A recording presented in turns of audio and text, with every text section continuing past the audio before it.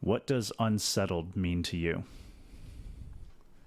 I wonder to myself if it's like an ADHD response, where like if you're a producer of sorts, and you're meant to produce, and when you're not producing, you don't feel like you're doing anything or accomplishing things. But then when you do produce something, it's done, and then you go, okay, now what? Yeah. And you just don't know where to go from there. And so it's almost like you, you enjoy the journey, I guess, instead of the result of whatever happened. Well, and it's funny because when I thought I had the idea to start this podcast, you were one of the guys that I wanted to have on early because you and I have been friends for a few years now, and I watched you, being one of your early clients at your music studio where you're doing guitar lessons, and then watching you grow from this single, like 3 or 4 studio to like now a 4 location. It's been pretty cool to watch, along with all the other things that you have going on. And that kind of quick explanation that you gave of, building something and then arriving at a point that you were expecting to arrive at, and then kind of having that thought of, okay, now what? Like, I think that's kind of what I'm struggling with is I've been at that point a couple times in my life where like I feel like I've done some cool things, and then I'm like, okay, cool, what's next? And I don't really take the time to enjoy it. So how does that work with you, especially somebody who's a performer but also a business professional? I would say that I always, like, for a small example, is like I always book shows for like my band or my solo stuff, and I'm always pissed that I did, because now I don't want to do it, because I did it when I was in a good mood and happy and excited, but now it's here, and so I have to, like, I'm just always pissed. I'm like, I don't know why I keep doing this. But then I play and all of that goes away, and I feel really good about what I did, and I'm like, oh yeah, I want to do this next show. And I think that business is the same way, where you're like, you set up this business when you're in a pretty good mood and everything's going really well, but then crappy stuff happens, just like any other thing in life, and then now you're like, I don't know why the hell I'm doing this. And then you always, like, it's hard to not divert your attention to something else to get away from the thing that's irritating you right now. But trying to stick with something for a long period of time, I think, is what people struggle with, right? Because they wonder if it's worth continuing or not, Yeah, and I think that's really interesting, because I don't know if that's consistency has always been my biggest issue. That's why I love being on teams. I love being, I like being in a relationship with my spouse, but I also like being on teams. That's why the military was so good for me, or being in sports. Or I wanted to learn guitar, so I could learn a few things on my own. And when I came to you, I hadn't known. I knew a few things, and you were like, "Oh, okay, cool. Well, you're ahead of most people, and let's move on." And then you were like, "Let's do this and this and this," and it was good because it was accountability, which I feel like I need, and I thrive when there's people that hold me accountable. But it's also frustrating because I'm like, why can't I hold myself accountable? It's because there was a couple times where and I knew that you were frustrated where, I'd show up and you're like, how many times you practice this week? And I'm like, none. You're like, well, I can't teach you, it doesn't do any good if I'm teaching you and then you're not following through and practicing. And so I get frustrated with myself because there's some times that I don't follow through unless there's somebody to hold me accountable. So like, what am I, a 6-year-old kid? Like, it's so frustrating. But so how do you work that? Yeah, I know, right? How does that work for you though? As a performer and a business owner, like, what's that like for you? Well, I would say, like, from a business standpoint, we have 750 students and whatnot right now with the 4 schools. And it's like, they don't care whether I want to be consistent or not. They want consistency. So you have to show up. It's not really a choice. And that might be why you liked, at the military, you can't just not show up. You have to be there. Right. And on those days where you didn't want to be, you'd have 3 or 4 guys looking at you like, get your ass up. We got shit to do. And you're like, all right, fine. And then you go. But then once you get it started, it's like, wow, what was I all upset about? Why did I not want to do this? And then you just keep pushing forward, I think. You know what I'm saying? Yeah. Well, and I think that's part of it. I definitely miss being part of a team. I definitely miss being part of, the career that I have right now is pretty cool. I really enjoy what I do. But it definitely is it's a different environment that I've been in before. And having this idea of, being unsettled, sometimes I'm not even sure what the unsettled feeling is, because like, I look at what I have right now. 20 years ago, I would have killed for what I have right now: the house, this partner, the pool in the backyard, driving a car that I want, right? Living in Phoenix, Arizona. So I'm not really sure where the unsettled even comes from sometimes. And I think that's a struggle as well. But let's talk a little bit backwards. Let's go backwards a little bit, because you were born and raised in Omaha. I was also born and raised in Omaha, and that's where we met. And you've gone from community college education to winning some pretty cool contests, right? The Fast Fingers contest that you won. Yep. And then you're like, okay, cool. Like, man, then I'm going to go teach. Are you where you thought you would be, or did you start out with a different plan in mind?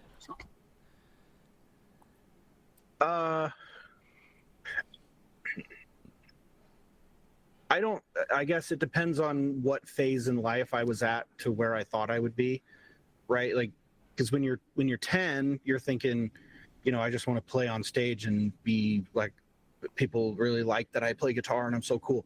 And then when I turned 16 and, you're actually pretty good at the guitar, and you're like, it'd be kind of cool to like make money with this, or, I don't want to go work at the grocery store up the street.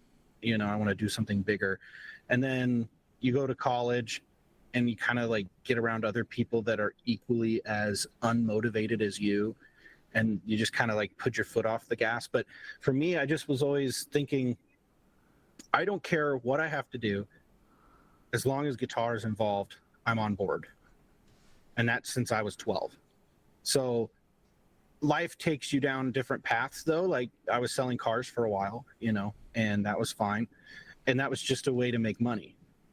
I liked doing it because you make okay money selling cars, but you're never going to be like wealthy unless you are a car dealer or something like that, or, you own the dealership, or whatever. And then you're still punching a clock. And then I never played guitar. So I was like, okay, well, this sucks. I'm always depressed now with that. And then a guy, one of my bosses at the time, he was upset after I'd won the competition and guitar lessons started flowing in. And he said, he was like, you can either be a car guy or a guitar guy, and you need to make a choice. And I was like, oh, I didn't know I had a choice. Like, in my head, I just thought, like, this is how life was. So I just quit right there. I was done. And I didn't really ever look back. I'm glad I didn't. But if I didn't do the car sales thing, I don't think I would have been as successful, because I wouldn't have learned how to like get through objections and how to follow up with people, go through the whole sales process. Because I treat it the same way now, reach out to people really fast. I have like our sales process, if you will. But I believe that I still feel unsettled. I was literally just talking to my wife about it. It's, is this going to be the vehicle that gets us where we want to be? And if not, what do we have to do to shift into where that final, or not even the final, but that particular path opens up correctly for us? You know what I'm saying? Yeah, I feel that. And it's hard, because what you're building right now, what you have built up into this point and what is moving into, is far surpassing what I even imagined. Like, when I met you, you had kind of explained a little bit of the business model, because we had good conversations. Like, it wasn't just guitar lessons. The guitar lessons were cool, but once we kind of got to know each other, it actually kind of became like, hey, like, I can talk to you. This is really cool. And there was a couple times where like we didn't even play. Like, we just sat. It's almost like I paid you for counseling and therapy session. Yeah, therapy session. I brought my guitar and we didn't even play, but it ended up being really cool.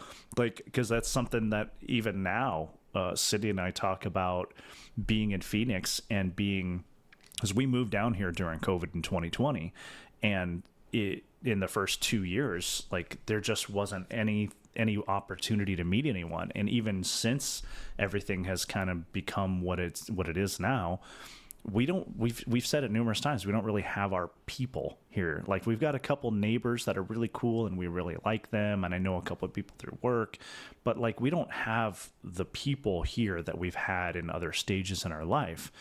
And so we're trying to figure out what that looks like. And that's probably one of the things that I really enjoyed was coming in. It wasn't just about coming in and learning the guitar. That was cool as well. But we kind of clicked and had this cool friendship, and it kind of became a little bit more than guitar lessons. And so I always thought that was really cool. And then through the conversations, you were like, yeah, here's some of the things that I've got going on with the business. Here's my plans. This is what it's going. And then to see it actually happen was really cool. To the now you've got, like you said, 170 instructors and 4 locations. Like, that's phenomenal. But to still be wanting to grow, and that's where the podcast comes from, is how do you balance really being thankful for what you have, because you have killed it and done really good things, but then also being present in the moment, right? And still desiring more, and like this big tension between these two ideas of you should be present, but you should also push for more stuff. So that's kind of where the conversation, the podcast came from, and trying to figure out where we go from here. So what have you discussed up until this point? I don't want to share any of your secrets if you got anything, super secret squirrel plans or anything like that. But no. Well, let's talk about that, a little bit more, because I know there was a big influence with, like, your dad was an influence on you for guitar. Who are some of the people that have helped you through your journey to get to where you're at right now? So one of my favorite things to say, and I think I got this from, it was either Grant Cardone or Alex Hormozy, and it could have been both saying similar things, and I'm kind of just squishing them together. But like, let's say content, for example, you make videos, or you do a podcast, or you do all these things, or you start a business. The main thing with people focus on in a business is making money. And that's the asset, right? The asset is just making money. And that's the most people really think about it, 95% of business owners. But after you've made money, you start realizing that the biggest assets that you've gathered actually are all the relationships along the way. Because those people, not just because, this person does this for me and this person does this for me, but you're able to help somebody mentally or emotionally, and you get something back in return, not necessarily given to you by them, but you always, who is it? Mr. Rogers says the beautiful thing about people is that everybody you meet knows something that you don't know, and can give you wisdom that you don't have. And so you came to me and said, hey, I want to learn guitar, because I knew about music and guitar, and you were still in your infant stage of that and wanting to explore it more. But then as we got to talk, there's things that you have done in your life that I would have never experienced, because I wasn't in the military or had any of those life lessons, that you had. And we would share those stories back and forth about, like, well, here's what I did to learn guitar, and here's me sitting for 8 hours. And then you'd say, well, when I was over in, whatever country at this point of your life, this is what I learned over here, and this is what happened. And I think that is not just with you specifically, but I mean, hundreds of people that I've taught, everybody has a different way that they look at life. And it's really interesting, because you sometimes you feel bad for people, and sometimes you're like, holy cow, this person's really done well for themselves, or whatever, it may be. But we're all just in the same boat wanting to learn. And I like that. So everybody's kind of helped in a way. Cool. I like that. And I know, so you balance the music school, and then you're also still playing gigs with the band. Let's talk about the band a little bit. How did that get started, and was that just kind of something that came up, or was that something that you've been wanting to do, like get back on stage, as opposed to just doing the business? Well, it depends on which band. So the Chop Suey System of a Down tribute band, Yeah, that's that the was main just one I'm for thinking fun. of. Yeah, that's the fun one that, we can sell out almost. We haven't sold out every show, but almost every show people come out in droves to see that. It's fun. And it's very low impact on me and the rest of the guys because we have been playing those songs forever. Most of us like cut our teeth on those songs, especially on guitar or drums or bass, whatever. So it's low impact for high reward is essentially what Chop Suey is. And the only really difficult part is if I have to travel out of town and, play a show somewhere else. That's the only crappy part. And that's not that it's crappy. It's more just like the headache of getting everything ready for that, But that came out of just wanting to have fun. And then it kind of took out more than I thought it would, honestly. And the other thing is my like solo band that's not a tribute. It's just my guitar solo stuff. And that was just, I didn't care if it sold out or not. I didn't care if I played in front of 10 people or 100 people or 1,000. I wanted to play my music somewhere at some point to say that I did. That was it. And I did. Nice. So yeah, and you've got a pretty good collection on social media. I've checked out a few of the things. I know you did they did a tribute show for Ozzy. There's a good bit on Instagram of you jamming out. And then right around 4th of July, you did a really cool fireworks attached to the guitar and playing the national anthem. That was pretty cool. And then, of course, that was so dumb of me to do. It's so dangerous. It looked like it. I was like, oh my gosh, what's this guy doing? And then you were so gracious when you and Alicia came out for when I came. I actually I came back to Omaha because that's where most of my friends and family are located. I did my retirement ceremony back in Nebraska, and you came out and brought the guitar and played the national anthem. That was phenomenal. I still got people talking to me about how cool that was and how well you did. So that was really cool, and I really appreciate that. So then I wish I would have had the fireworks at that point. I know, right? Well, we were inside at the brewery. We could have went out in the parking lot. I could have gone outside. Yeah, we could have. But yeah, maybe next time, if you need it again, I'll strap up the fireworks and get it. Because, I actually had there was, I can't remember where it was here in town. One of these big arenas has one where they wanted someone to play the national anthem, and my hat got thrown into the ring, but I couldn't do it because I'm going to be out of town that weekend anyway. So that would have been kind of cool, but you never know. Well, yeah, you have the outdoor venues, and ours was at try to throw out props, but like Nebraska Brewing Company is where my retirement was, and that was a great venue. We had a great time out there. They were very gracious with the space nice. And all that. Yeah, that was a lot of fun. So let's talk some more about plans. You mentioned you're still kind of talking through with you and your wife about where do you go from here. What are some of the types of conversations? Because when you start building a business, some people think that that's like the greatest freedom ever, but other people are like, well, now I'm married to the business. Like I need to keep doing the business, otherwise the business kind of goes away. What's that like for you, and what are some of the things you're talking about? The term married to the business is a very good one because so I look at it like this. Probably, and I'm guessing here, somewhere in the mid 90% of business owners are not necessarily business owners. They replaced their job with another job that they just happen to own. I can see that. Right. So they were making 3, 4, 5 or 10 grand a month or whatever they were doing. And now they're able to do that same thing and make about the same or maybe a little bit more. And maybe they got a small team of people doing it. And maybe that team pays for like a few of the bills, but like it mainly falls on the owner to make things happen. And unfortunately, and it's not me saying this, but unfortunately, from a business standpoint, it's not sellable. It's not anything that somebody wants because they don't want to buy into a business that they're going to have to run.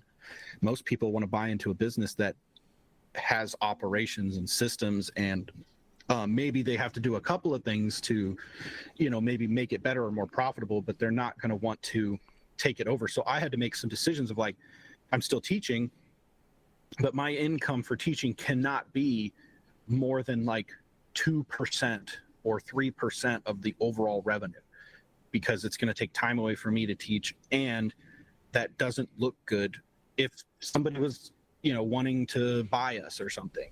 And the big talks are more about how do we increase cash flow and not burn up our income and cash flow on scaling when the scaling is going to hit a ceiling at some point. So what I mean is, we hit our first ceiling within 4 months because I was the only teacher. I won the competition and I had 40 or 50 students within 4 months. So I was making what, 4 or 5 or 6 grand a month. And I had never made, when I sold cars, some months you would do pretty good, but most months you just kind of get by. So that was the first time I was like, oh my God, I did this. I was able to like build something, but 100% of the money came from me. 100% of, like, if I couldn't teach, it was over if something happened. So that reliability on me is what was scary. And I hit that ceiling very quickly. Some people don't hit that ceiling though until years 2 or 3, because they kind of keep the old job and the new business, and they're trying to like go slowly and all this stuff. I just went freaking all in on it. And I went, I have to leverage this better. I can't have this all depend on me. So then you bring on a few teachers, in my instance, whatever it may be. So I brought on a few teachers, and then the structure wasn't that great, but it made sense at the time. A certain percentage of their pay, goes to me, and I can use that to pay this. So that's where most business owners kind of fall, right? And then when we opened up the second school, we changed everything, right? So we decided we're going to have more control over all of the actions of the business rather than relying on 6 or 7 different people to make decisions. And it skyrocketed. And then we were able to buy real estate because we actually had some leftover cash every month and then I could go, oh my God, I can drop maybe, and not drop them on purpose, but like if people drop off of my schedule, I don't have to run and try to fill that time to make money. We're doing good. And then you buy a building, and then I bought that building with no students. And I went, I'll just put a school here, which was stupid, but I did it. And I just forced myself to do it. So we, now, that school did well. And then we opened up a 4th location. So, but then you get to a point where you're like, okay, we got 4 locations and we can only find so many teachers locally to teach, right? And there's only so many people that want to take lessons, and not everybody's going to want your model. They might want, this other place's model, or this other person's ideology on music or guitar or piano, or they don't like the price, or whatever it may be. There's this cap. It's always nice to say, oh, there's 2 million people. Of course I could get 1,000 people to, yeah, maybe. Not all at once, though, paying you. And the big thing is, how can I make this business attractive to somebody who would, not right now, but eventually want to buy it? Because I don't want us to get to like our peak and then start going down and then go, I have to sell because I'm scared. I want it to be, if I want to sell to an investor who's like, oh, I love music and I have millions of dollars because, he's like an entrepreneur himself, or he was an investor or a stockbroker or something, and they want to get out of that and grab a profitable business. It happens all the time. And then he goes, these guys have a system. These guys have an operation, not just a bunch of random people showing up and teaching lessons, right? And he has assets. He has real estate. So I'm trying to make it as lucrative, but also knowing that somebody else needs to see the like, if it only means something to me, right? So there's the married to the business thing. We treat our business, like I said at the beginning, 95% of people treat it like the business is part of their family, not an asset that they should be leveraging to sell or utilize to get out of the rat race of business ownership. That was a long explanation. Yeah, and I've heard a lot of people talk about getting into business and systems. I've heard that numerous times, and so I'm glad to hear that that's the approach you've taken, because not only has it allowed you to accelerate and build, but it's creating stuff that makes sense, right? You don't want to go out and start a job, or you don't want to start a business just so you can create yourself a job. That doesn't make any sense. And I've had several people, especially when I was a while ago doing fitness. I almost opened a CrossFit gym, and one of the guys that I talked to, he's like, well, I did so well at my business that I don't train anymore, which is what got me into the business in the first place, right? And then I was so good at the business that I had to hire people because I needed to make sure the business made sense. And you're right. Like, if you want to create something, you don't want to just create a job, because if that's the case, then just go get a job. Yeah, you're trying to create something bigger, and systems have to be part of that. And so that's smart business to me, and I'm glad to hear the natural progression, or what assumes to be the natural progression, the smart business progression, worked out for you and is still working out for you. Are you dedicated to staying in Omaha, or is this something that you're potentially looking at expanding outside of the metro? I think with the technology today, you can do anything from anywhere, so I don't think I would have to stay here, and I don't think that I would have to leave either. I could decide, hey, I like my life here. I like what I do. And if that means I can just do things via YouTube or whatever, because I would really like to get, my YouTube channel went from like 10,000 to 100,000 subscribers within, like, I don't know, 3-4 months, because I posted every day and 6 shorts a day for every day, and I didn't miss any days. And it was just, it skyrockets. And building a personal brand like that, you could have value and be able to sell stuff, or be able to leverage that, not just making monetization off your channel or whatever. That might be a little bit of the money, but sponsorships and things like that, I could do all of that from right here. So I don't have to leave. But when you say, it doesn't make sense to replace your job with another job that you just created, I think it makes sense in a way, because I understand the idea of not really wanting to have other people tell me what to do and have like a job that I have to clock in and out of. But that is the pit that everyone falls into, is that I don't know if it's they just don't believe in themselves, or they haven't thought that far ahead, or maybe they feel like they can't think that big. But if that's all your goal is, then you need to make sure that that's where you stay in your lane, if that's what you've chosen to do. People get into businesses and then they're disappointed when it doesn't turn into a multi-billion-dollar corporation, when it's like, how could it, when you're a chiropractor, and there is no way one chiropractor or one guitar teacher or one HVAC guy can do $1 billion on his own in work. It's impossible. So you haven't leveraged the right thing. And yeah, it's funny that you bring that up, because I actually have a friend of mine who's a chiropractor, and that's one of the things he works for a company, but the company is trying to set themselves up for that sale, and they want to include him in the larger business part, and they're trying to work through that. And he talks to me about it every once in a while, about some of the opportunity, but also some of the frustration associated. He's like, I'm just one guy. Like, that's not a process. that's just me making sandwiches, Right. Well, look at it like this. Let's say your business does $1 million a year, and you feel pretty good about that, like in revenue, gross revenue. And you feel pretty good about that, because you're like, less than 8% of businesses in the history of ever have made $1 million in revenue in 1 year. That's the statistic, right? So you're in the top 8%. You feel really good. But then you look at your bank account and you're like, well, where the hell's all that money? And that is the kick in the head that you start realizing is $1 million. If half of that has to go to payroll, and another half of that half has to go towards rent and utilities and all the other nonsense just to run the business. Well, you're making, you made 6 figures, but you're only pulling in 10, if you made $100,000, you're pulling in 10% of your overall revenue. And that's, you put yourself at a massive amount of risk with like litigations, people trying to sue you, or you having to sue other people, or just working endless hours and never being able to clock out. If that's worth it to you, that's cool. But you're never going to be able to sell that business for $1 million.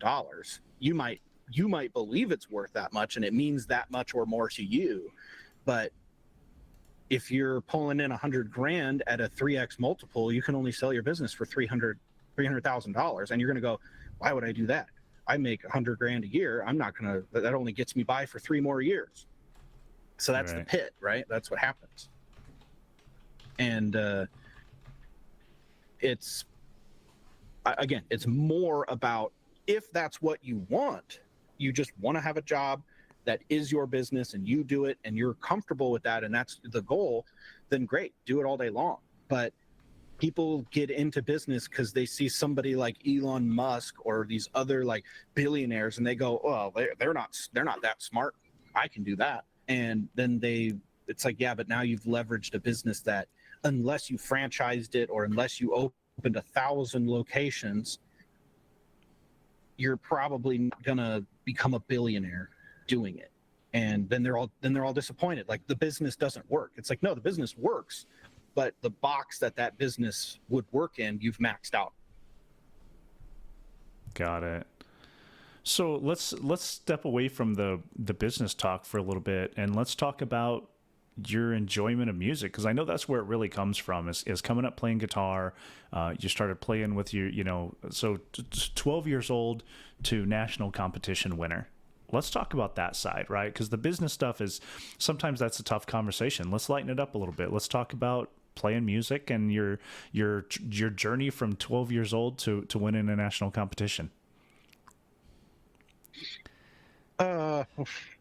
So that's very much more of a story of having nothing to do ever, because I lived in such a small town and I had no friends. So guitar was like the thing.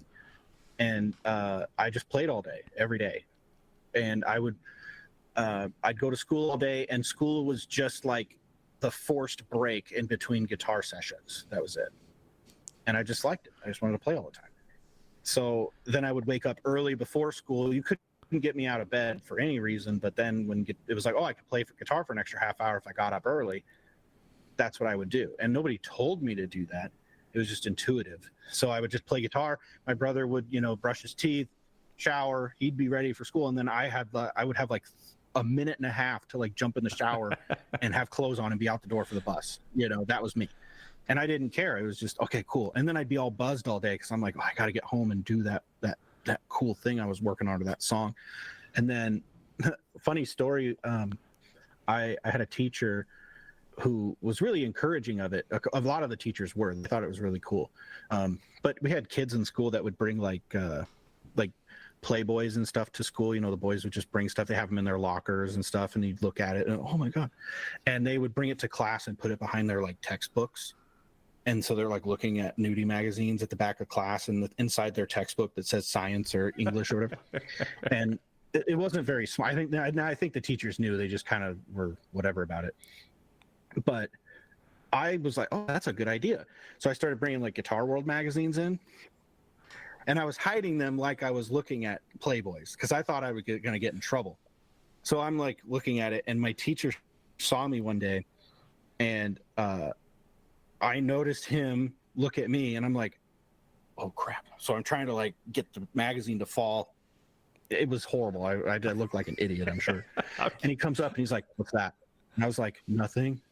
And he grabs it, and he's kind of pissy, like I can't believe you're doing this. Like, you shouldn't be having this in here. And then he picks it up and he goes, the hell is this? I was like, it's a guitar magazine. And he's like looking at it, he goes, a guitar magazine? And he just throws it back down on the desk. He's like, you don't have to hide that. You can read that all you want. Your friends are looking at nudie magazines. Like, I already had my homework done. You're hiding your guitar magazine. Yeah. Guitar. And he literally said, he said, "Why can't you look at porn like a regular kid?" And then just walked away. So that was one of my favorite. I've told that story so many times. And a few years later, because I was like ninth grade or so, when I was a senior, he just kept giving me shit about it. He's like, because then I had his class again, and he was like, "All right, everybody be careful. Zach's probably got a guitar magazine hidden somewhere." I'm like, "Oh, jeez, okay." So that was how weirdly obsessed I was about it, and when I went to college, I didn't graduate or anything. Like I didn't, I did my first year, and I just hated going to school so much. I was so done with it. I just wanted to go and do my own thing. And my guitar teacher, his name's Jeff, we're good friends still, actually. He was just like, "There's really not a whole lot I can teach you. And unless you really want to dive into learning how to read sheet music on guitar," which I did not want to do. I didn't realize it then, but I do realize it now, that I think I'm dyslexic because my grandpa was dyslexic. I didn't know that until recently, but I have a really hard time reading, and I can read, but I get so ahead of myself, and it could be ADHD too, I suppose, but I read things backwards because Alicia will say, "Hey, give me that card number," and I'll start reading it, and then it's all fucked up. Like I thought I read it pretty good, and then she's like, 4621. I'm like, "Yeah," and then she's like, "This makes no sense." 6412.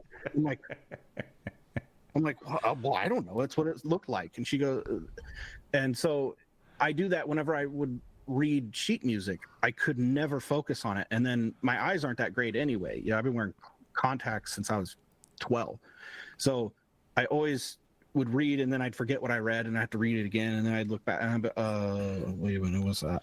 And same thing with sheet music. I could never focus on it long enough, and then I'd get over here in this bar and have to look back and be like, "Oh crap, I forgot what note that was."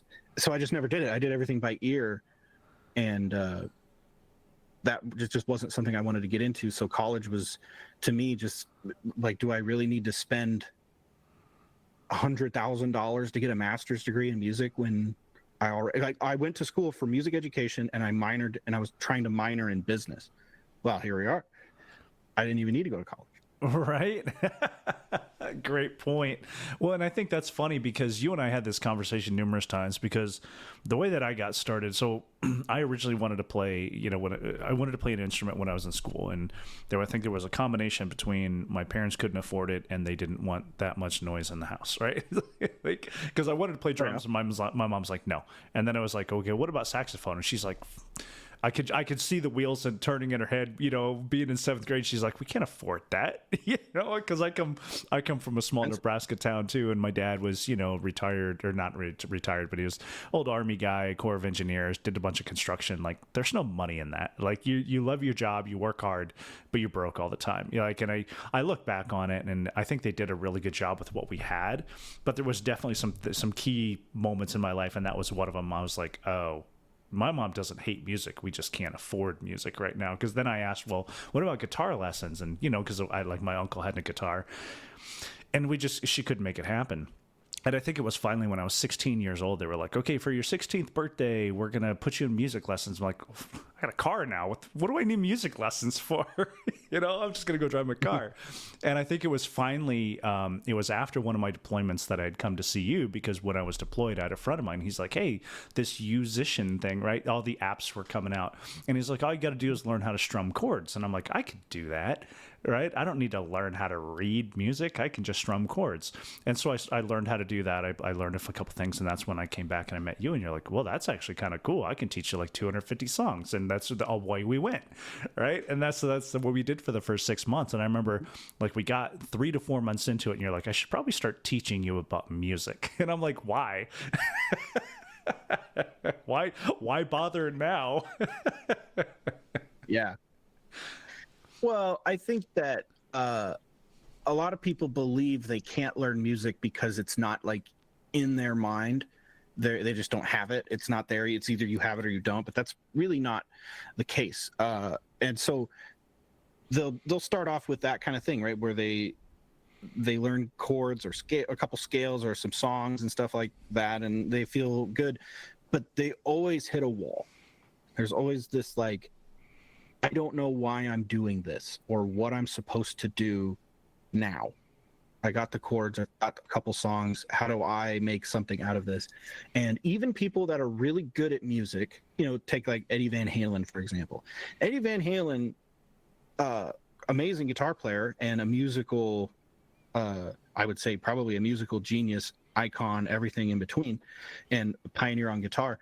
He knew more about theory than I think he wanted to admit to himself, right? And of course I don't know him, but I didn't know him, but when you watched him play and you would hear the progressions that he would make, there's theory there. Whether he was aware of it or not, he was playing things within certain keys and playing scales within certain keys and doing all of the things that come along with learning basic music theory. And that can't be by accident. Maybe he just heard somebody else do it, but then the person he listened to, maybe they knew theory and he liked how they wrote or how they did something, and then he brought that same flair. And then on the same token, he was able to break all the freaking rules and still sound good. So I would look at it for you in that instance. I just wanted to tell you why you're doing what you're doing to see if that would make it stick or make it make sense. And then you have a different relationship with the chords and the music and go, wow, I learned this song because in the key of C, there's all these chords, and this song says it's in the key of C, and all those chords are here. And now I don't have to think about what the chords are or learn it. You already knew it because it gives you all the key chords, right? The triad or whatever, the open chords in a certain key. And then you can, at the very least, you only have to guess 1 out of 7. And you've done a lot of work. So, and you did learn it pretty well when I had my whiteboard and I was showing you stuff. I don't know if it like stuck around or not, but that's a different conversation. No, and I do remember getting to that point and you were like, yeah, I need to teach you some of this. And then it was cool because I think if I don't think I would have made it through, even if my parents could afford it. It was probably a good thing they didn't put me in because I don't think I would have stuck with it for many reasons. But mainly because I didn't want to be that kid that was like, you know, the reading music and banging on a xylophone, like this is super boring, where, you know, they talk about learning styles and all the different ways to learn. That was really productive for me because, yeah, I learned several songs, taught me a whole bunch of stuff. You're like, let's just jam. And then we got to the point where you're like, okay, now I need to teach you this. And you know, you put everything up on a wheel and you counted it out. And I'm like, oh, that's what they were talking about. Like all that stuff from my childhood was coming back to me. Like, oh, okay, what they were trying to say now makes sense. I just didn't care or didn't want to listen. Like, it's like learning math. Like I like, why can't I just use a calculator? I just want to get to the answer. And, you know, so when we did finally get to that point, I think there was some, I saw the benefit. And even now, like I've got my guitar in my office. I was playing the other day just for fun. So thinking about getting back into it, and all those lessons were coming back again. And so, yeah, I think that there is some benefit to that. You know, if I just want to strum a couple chords just to have a good time, sure, I don't need to necessarily get an associate's degree in music, you know, in order to make that happen. But I think that was one of the things that really made it click between you and I. You were like, okay, well, this is what we have to work with. Let's go. And then we played, and you know, and I was I was really upfront with it. I was like, I'm not trying to get up on stage and play. I just want to have fun, because the two things in life that I always regretted that I didn't do sooner was learn an instrument and learn a foreign language.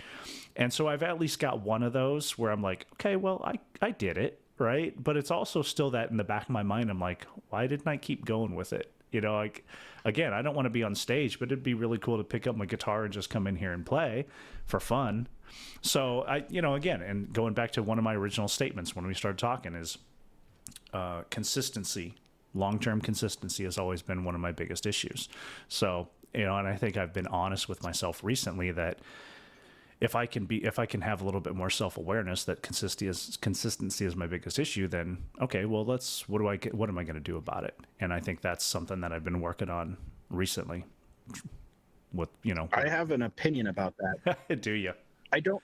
I I don't know if it's consistency that you lack as much as you're a kind of a dopamine chaser, right? Because again, like I said at the beginning, the reason you and I connected was not really because like you had different music that you liked that I didn't, not that I didn't like, but I never really heard, or it wasn't my thing. But so many times you're like, dude, I'm not going to teach you that song. And I'm like, I want to learn this song. You're like, fine. Yeah. I'm like, it's your half hour, man. But, and most of the time it was like, I don't want to teach you that song because you already know it. You could already play it without my help. And I felt like maybe you were not getting the full benefit of lessons. But that was my beginner guitar teacher journey, that I was trying to impose my own thoughts and will upon others versus just being there for what it is that they wanted. But the reason that we got along is because we're both, and like I did say at the beginning, that we're both producers. Whatever it is that we do, we have to be good at it. And we both recognized that. We have all these goals and ambitions, and we chase that dopamine rush of something new and something fresh and something cool. And that might be why you were able to go on different deployments and go to different countries and do all of these things and not be, because you were in the military for how long? Like over 27 years. 30. Yeah. So almost 30 years.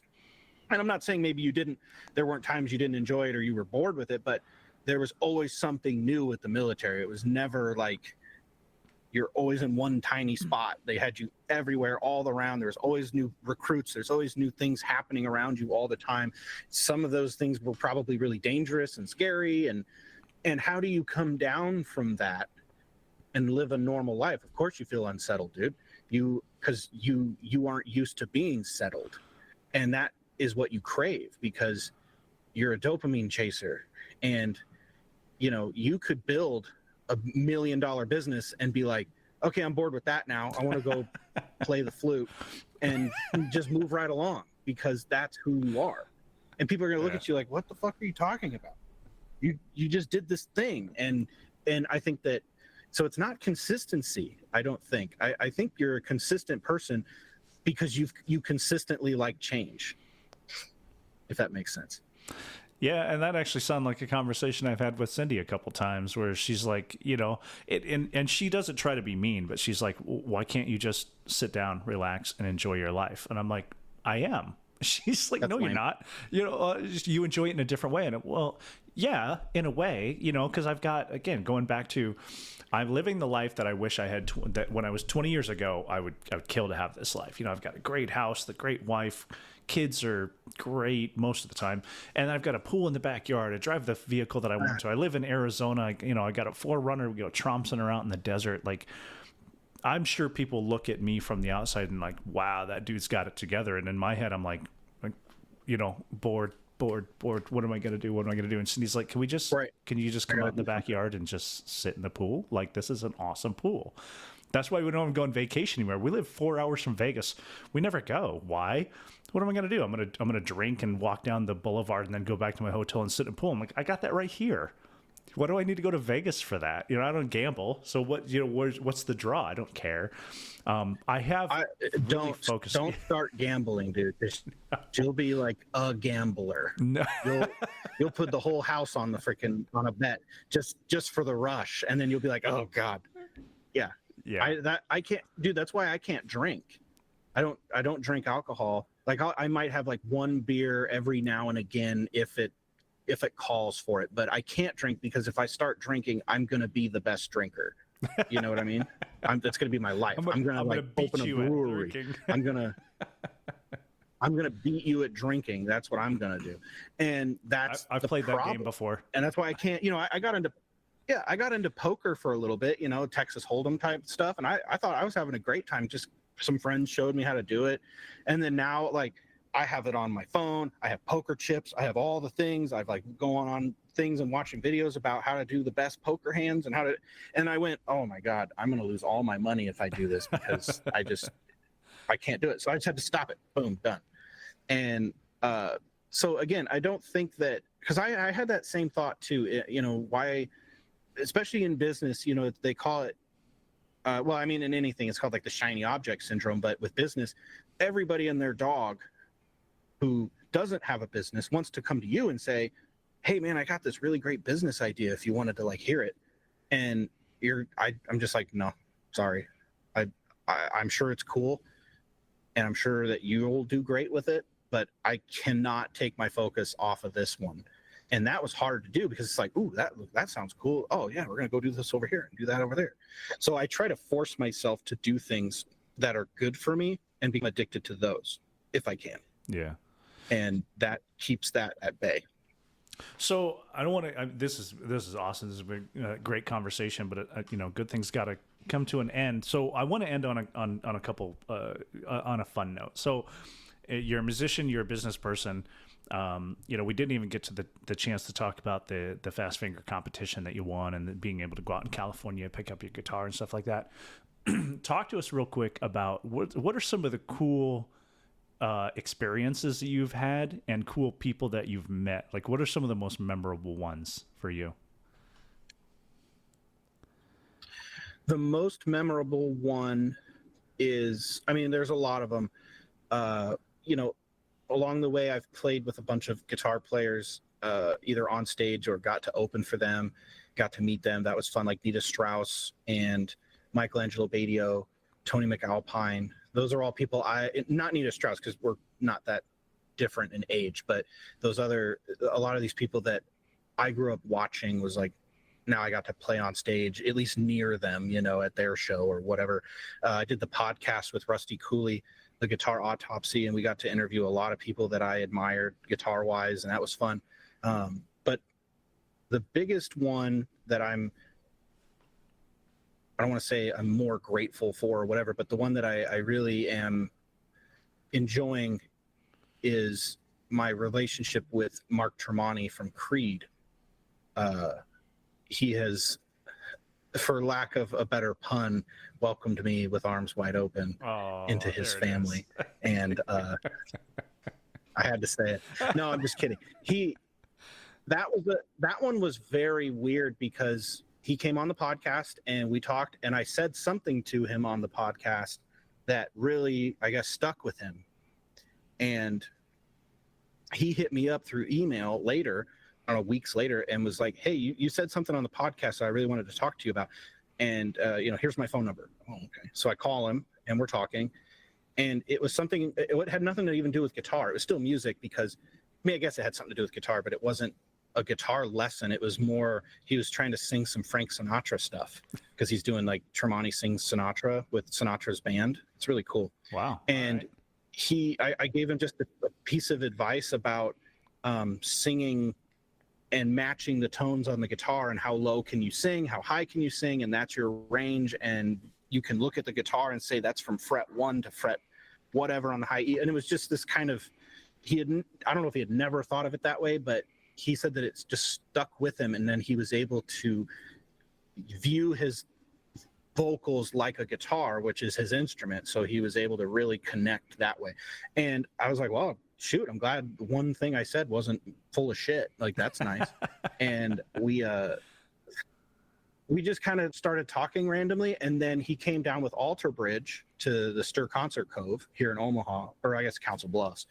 But we hung out for, like 8 hours, just playing guitar, talking. We had lunch, sat around, and he just was so hospitable. And we watched the show from backstage together, standing there, hanging out.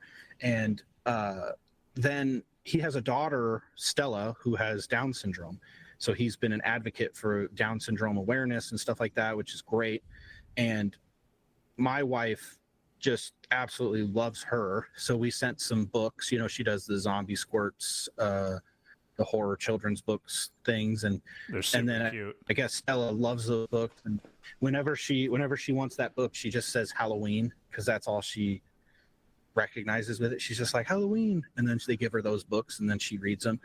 And you start kind of becoming a little bit more than just, yeah, that's my buddy Zach. He plays guitar. I play guitar. It was, there's a bit of like a family dynamic there. When we met the wife and kids, and anyway, this last, I don't know, a month ago or whatever, Creed came to the Pinnacle Bank in Lincoln, and we just hung out. And there's a great photo of me.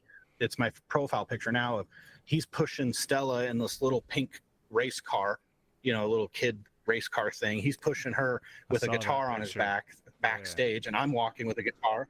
And it's just like one of the cutest photos ever because she's looking at him all excited, and we're just talking about music. And we hung out like all day, and it was just, I don't know. The guy is just super cool, and he doesn't have to be, like in a weird way, he doesn't have to be at all. He could just live his own life. But, for someone like that to be a part of your life is really cool because he doesn't care that, he's Mark Tremonti or whatever, he's part of the Creed legacy. It's just two guitar players, and we just enjoy hanging around each other. Because if I was a good guitar player and he didn't like me, he wouldn't invite me anymore. Right. Yeah. There's got to be something else there. Yeah. That's pretty cool. And he's invited us out to his house. I just haven't been able to get down there because of all the business nonsense. But, we've got some plans, hopefully, where we'll hang out more and whatnot. Next month, I am going to Vegas in September because you brought up Vegas earlier. Yeah. And I'm going to be on a podcast with a business guy as well. He's got a lot of followers and stuff. So I got invited onto that podcast. So I've never been to Vegas before, so that'll be fun. That's pretty cool. Awesome, man. Good to hear. So I brought up your YouTube as Zach Adkins Guitar on YouTube. Where else can people look you up if they want to follow your stuff? They can find it on Instagram, and then on my Instagram is a link tree, and then all my stuff is their websites and album stuff like that. And that's Adkins Guitar Official. Yes. Cool. On Instagram. Yeah. So, but yeah, the YouTube you can't really reach out. What's that? I'll throw those on the show notes so people have those links they can check out. Okay. Yeah, man. That's on really YouTube cool. You can't really contact. You have to kind of do it through Instagram. Then you can either message or go to my website or whatever if people want to talk or something. So okay, yeah. And you're out of Omaha, Nebraska. Zach Adkins with Adkins. So you rebranded it. What's the official band or the business name now? The business name is Adkins Enterprises, but it's just Adkins Music Lessons. Adkins Music Lessons, 4 locations in the Omaha area. An awesome guitarist. Check it out on Instagram, YouTube. Got a great collection of you performing, but also business videos, interview videos, like a lot of really good mix of stuff. If you're into music, this is definitely something you need to check out. So I really appreciate Zach coming on, an old friend of mine. It was great to catch up, dude. It was great to hear from you. Yeah, man. Thanks. And you'll have to come back up to Omaha, and we'll have to hang out. Yeah, definitely. Because I know I missed you on this last trip. Yep. But yeah, we'll definitely make that. There was so much nonsense going on that I'll talk to you. So that's awesome, dude. Cool, man. Well, I appreciate it.